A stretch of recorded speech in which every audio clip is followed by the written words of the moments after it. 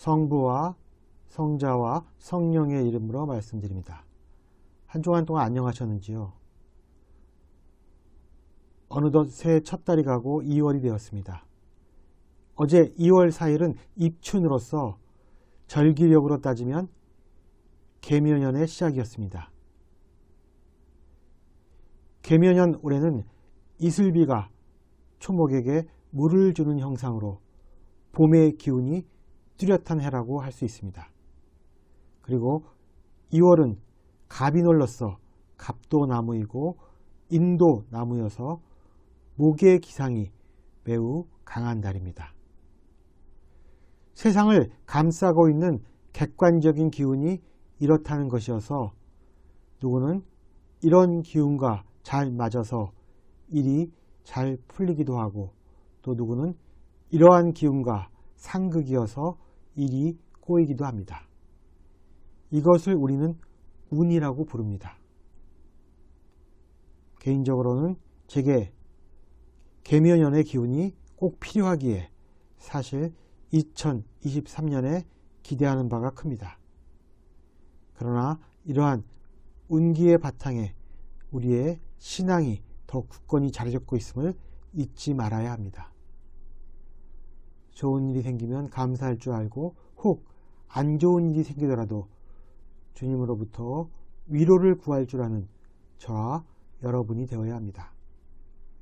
그리고 오늘은 마포드림교회가 설립된 지 6년째 되는 날이기도 합니다. 2017년 새로운 봄의 기운과 함께 시작해서 벌써 6년이라는 시간이 흘렀습니다. 소수의 인원이지만 주님께 예배드리고 또한 사람들과 상담할 수 있는 공간이 있어서 고마울 따름입니다. 이 교회와 센터를 존재하게 해주신 주님과 후원자 여러분께 이 자리를 빌어서 감사를 드립니다. 오늘 복음은 두 부분으로 구성되어 있습니다. 앞부분은 빛과 소금이라는 소제목이 붙어 있으며 뒷부분은 율법의 완성이라는 소제목이 붙어 있습니다. 이 두 부분의 관련성을 생각하며 복음을 이해해 보도록 하겠습니다. 예수님은 당신을 따르는 제자들을 세상의 소금이라고 부르십니다.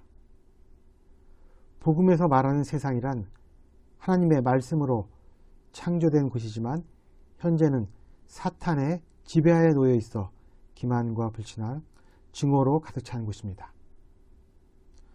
그리고 소금은 우리의 삶과 매우 긴밀한 연관을 지니고 있습니다. 우리는 소금이 없는 삶을 생각할 수 없습니다. 고대에는 소금이 현금처럼 사용되어 월급을 대신하기도 했다고 합니다.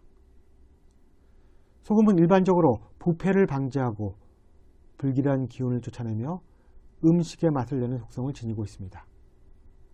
그래서 가끔 영화나 드라마에서 상갓집을 다녀오거나 재수없는 손님을 쫓을 때 소금을 뿌리는 경우를 볼 수 있습니다.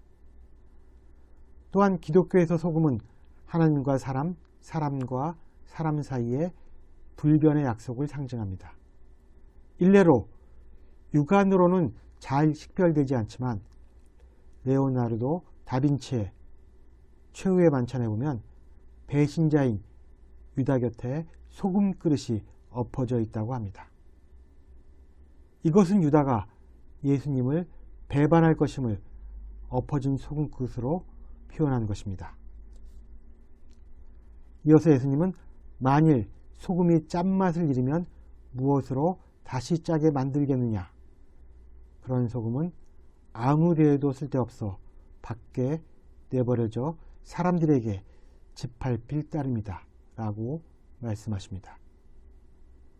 그런데 예수님의 이 말씀은 조금 과장된 것으로 볼 수 있습니다.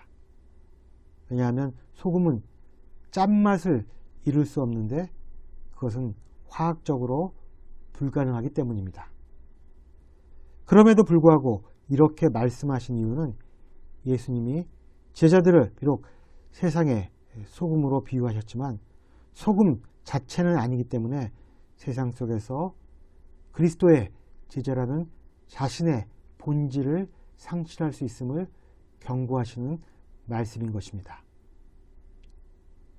예수님은 제자들을 세상의 빛이라고 말씀하십니다. 빛은 세상에 오신 예수님 자신으로서 어둠 속에 갇혀있는 모든 사람이 그에게서 참 빛과 생명을 발견합니다. 그러므로 세상의 빛으로서의 제자들의 사명은 예수님의 역할을 이어받는 것입니다. 이어 예수님은 산 위에 있는 마을은 드러나기 마련이다. 등불을 켜서 돛박으로 덮어두는 사람은 없다. 누구나 등병 위에 얹어둔다. 그래야 집안에 있는 사람들을 다 밝게 비칠 수 있지 않겠느냐라고 말씀하십니다. 산 위에 있는 마을은 예루살렘을 가리킵니다. 예루살렘은 당시 온갖 종교적 비리로 얼룩져 어둠을 상징하는 곳이었습니다. 이제 등경 위에 얹어둔 등불처럼 빛으로 인해 추악한 것들이 드러나게 됩니다. 이 빛을 예수님은 착한 행실이라고 불렀습니다. 그런데 유대교에 의하면 시나이산에서 율법으로 명령된 613개의 율법 이외의 것을 착한 행위들이라고 불렀다고 합니다. 가령 가난한 사람에게 적선을 하는 것, 장례식이나 결혼식에 부조금을 내는 일이 그러한 행위였습니다. 그러나 이러한 착한 행위들은 점차 무백성들만 지켜야 하는 멍해로 변질됩니다. 따라서 예수님은 유대교에 반하여 착한 행위에 대한 정의를 재정립하고자 하십니다.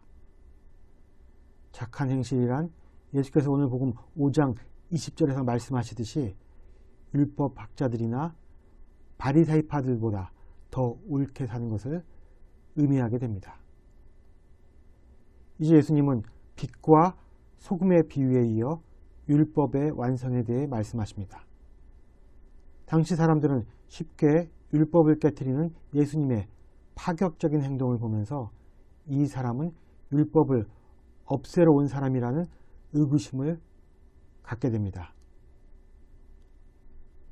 그러나 예수님은 당신이 율법을 폐기하러 온 것이 아니라 오히려 완성하러 왔으며 천지가 없어지는 일이 있더라도 율법은 1.1획도 없어지지 않고 다 이루어질 것이라고 말씀하십니다.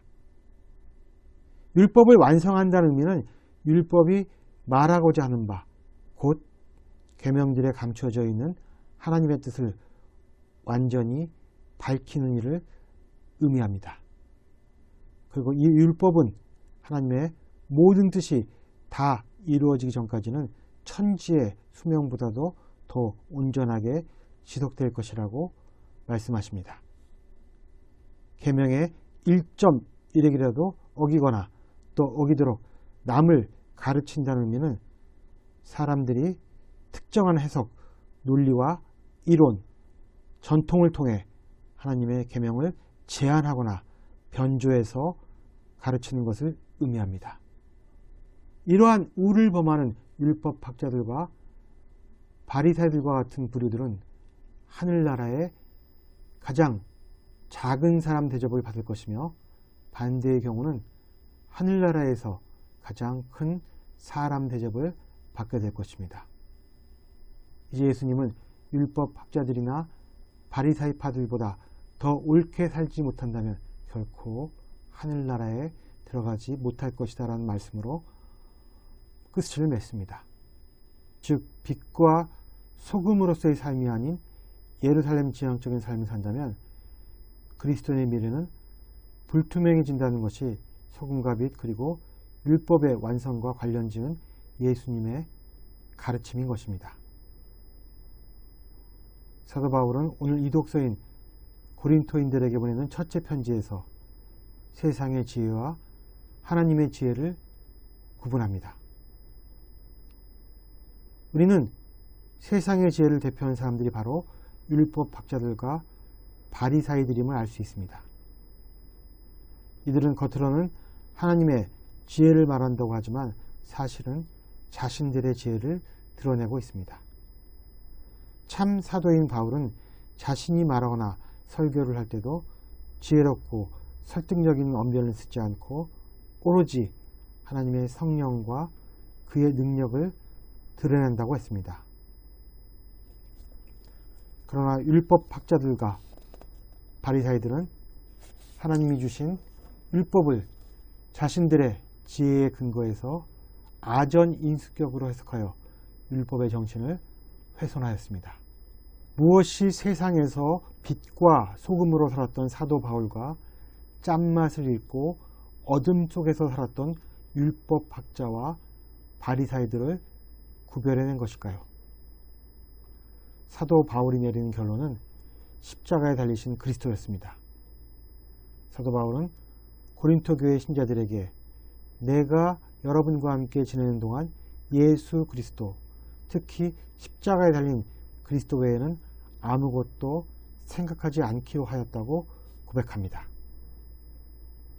그리스도의 십자가에 달리심은 자신마저도 버리라는 아버지 하나님의 뜻에 따른 결과였습니다.